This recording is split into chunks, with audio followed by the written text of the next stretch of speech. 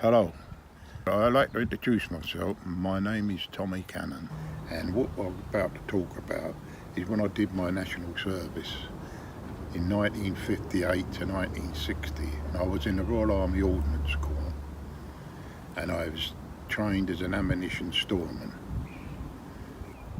which I fairly enjoyed it.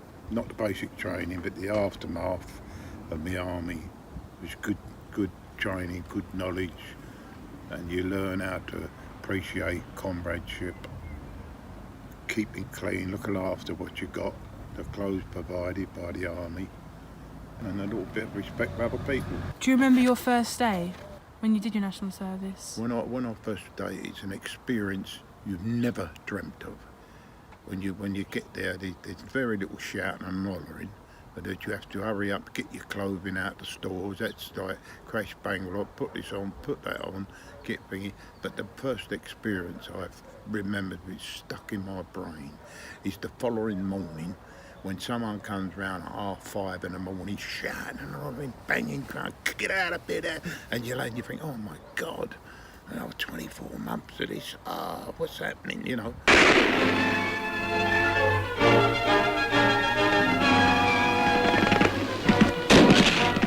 They are men of the RAF regiment undergoing realistic training at their regimental depot, Cattery.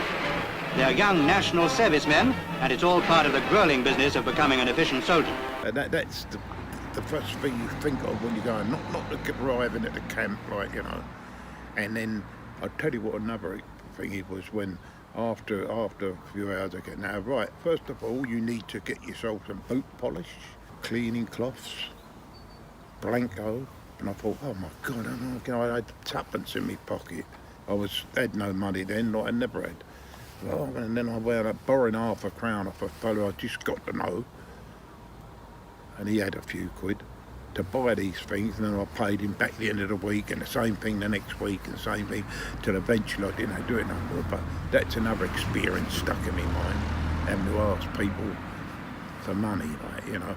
I couldn't go home weekends.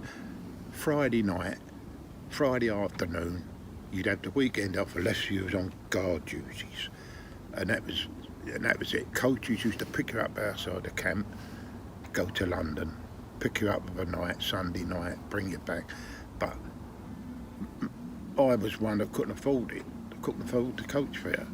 The only time I would go home is if I had a week's leave with a free travel pass, which allowed you so many a year, you know, and a week's money on top of, you know.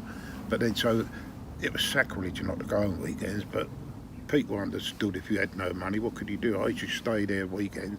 Weekends was all right, quiet, no one around. Food was better, strangely enough, because all there was Scotsmen and Geordies who couldn't go home too far, and so the food used to come up a little bit better, the eggs and the bacon, and, you know. So I didn't mind it weekends, you know. And that's when the story of becoming the so-called gamekeeper. Can you just explain what a gamekeeper is? Yeah, a gamekeeper is to breed birds or whatever for somebody else to shoot, which is today is not a very good subject, but them days it was accepted. And then, as I was going to say, that one day we dug up a fox vixen, had 2 cubs in there. I remember I hit her with a pickaxe, and the old gamekeeper finished off with a shovel. Sounds so wicked now, but then as a teenager, you know, it's all part of life, and pulled out 2 cubs, and because we knew they got into the pheasants, killing some of the pheasants, and we knew that when we went to the fox earth, there was all feathers and where the cubs had been playing, so we knew she had cubs. And anyhow, I remember killing a bit, like, it's terrible to say it now, but then it didn't matter. But I would never dream of doing it now. We got foxes round here, I'd rather throw them a bit of food out than kill them, you know. What did you enjoy most about being a gamekeeper? The mere fact it was the opposite to me normal life of living in a town with a big family, living out in the wilds, in the woods and fields, and, you know, that type of thing. It was a whole new experience. The strongest part of the story is the fact how I got the job. When I went to see the 2 old gamekeepers in a hut in the middle of nowhere, And as soon as I opened him out, they went, no, you're a towner, you ain't a country, well, you ain't interested in this, you just want it as a Skype. And I said, no, finished, end of, not got the job. But I was sitting there and he starts talking to the other gamekeeper saying, funny enough, whereabouts you come from? I said, in London. I said, from the East End. Did that Limehouse? Yeah, Limehouse, where I come from. Oh, he said, I was there, and he's telling the other fella now that he was stationed there in the docks when they had the general strike, protecting the food convoys in and out the dock. He was the sergeant of the Welsh Guards. And then he's saying to the other bloke, and I was billeted by the Cockneys. He said, those Cockneys are the salt of the earth. You know what I mean? I'll get a little bit choked now when he said that. Here I'm in the middle of them, he talked about the docks, the ships, and he said, well, you come here in the morning, we'll give you a try. And I never looked back. And they loved the Cockney lingo.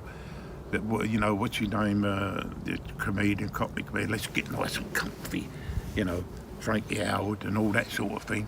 And he must have had a feeling, because he asked me one day, put my name forward for a job at Balmoral Castle as an underkeeper, if I was interested. They wanted someone with the army discipline sort of thingy, and I had to say no, because I was halfway through apprenticeship, and I want to get demobbed out of the army, and I'll give it a knockback, you know. And so there's a story, like there's an experience that unlike others, you know. But during that job as a gamekeeper, looking after chickens and pheasants and thingies and chickens and eggs and partridges and things that people wouldn't believe me now when I say it, but I've got photographs to prove it. You know, it's a totally experience to what going back to the docks, working on ship, earning and welding.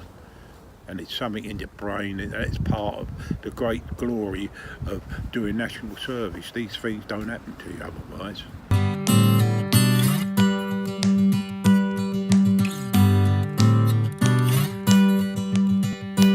This is the man himself, he's the gamekeeper. He was a top man. He was the man that got me the job, who gave me the job.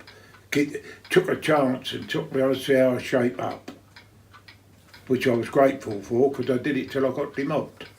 This photograph is of me inside the gamekeeper's hut, or one of them, and it was with a cheap camera head with no flash on it, so I had to open the lens, keep perfectly still for so many seconds, and let the lens shut, and you get light in, and the picture come out pretty good. Well, there's me with the old shotgun and rabbit, part of the gamekeeper's picture layout, my locker layout, which I need to do, but I kept it like that in case anybody wanted to see. So it was pretty clean, smart, wasn't it? See, we were dressed up like that with the hat on and the sunglasses. Well, the hat was what we used to tear out our jackets. The denim jackets, we used to tear the pocket out and put it on your head. You can do it with pockets, make it into look like American Army hat. And that's what that is on my head, like I just said, a pocket.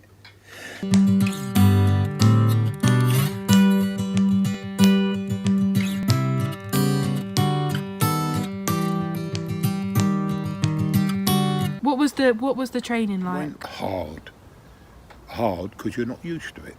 Suddenly you got to teach you how to march, thingy, shunk, and people shouting at you, and then, like I say, one day on one of the parades, we was getting ready for the Queen's birthday parade, and you do a big parade for it, and the geezers pulled me out of the thingy, lazy on parade, march into the guard room, and then they marched me to the guard room, one in front, one got in the guard room, on the floor, polish the floor, I've got a boot brush, polish the floor with, and every time the officers come in to put their keys in, they're giving, get up, down again, oh my God, here we go.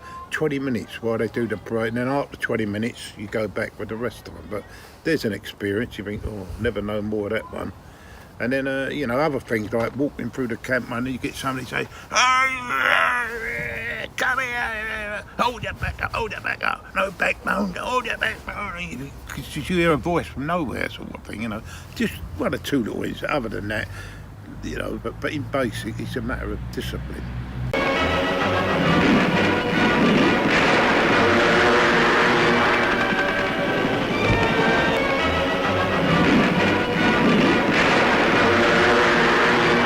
another thing.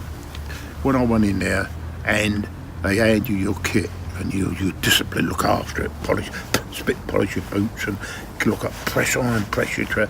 But when they presented me with the kit, 2 sets of underwear or 3 sets, I didn't have 1 set. When I was a kiddie, one of a big family, didn't have a pair of underwear, couldn't afford them. And then they didn't that teach me to look after my gear. I looked after it, it was mine. Pyjamas, 2 shirts, you know what I mean, like 2 pair of boots. I had 1 pair of boots and no bottoms in, that's all I ever had. 2 pair of new boots.